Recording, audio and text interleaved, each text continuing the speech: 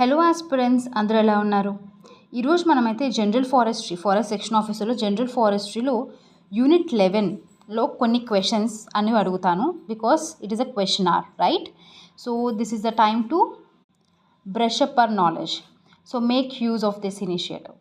So first question is, air పొల్యూషన్లోని మనకి carbon monoxide, carbon dioxide అనేవి ప్రైమరీ పొల్యూటెంట్సా, secondary పొల్యూటెంట్సా?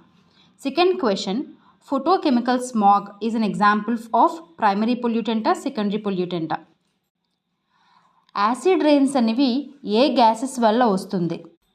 Next question, ozone layer అనేది ఏ స్పియర్ ఆర్ ఏ లేయర్ ఆఫ్ అట్మాస్ఫియర్లో ఉంటుంది?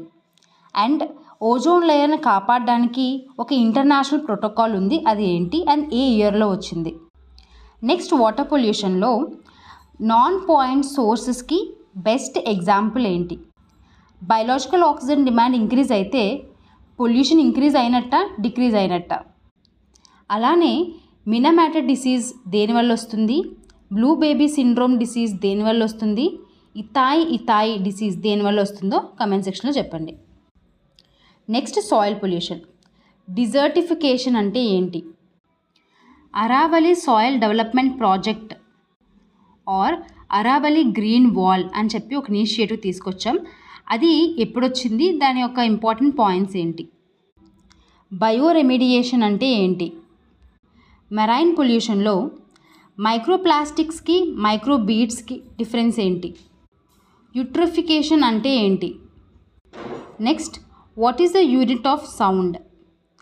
నాయిస్ పొల్యూషన్ రూల్స్ అనేవి ఏ ఇయర్లో తీసుకొచ్చాం? Under which act?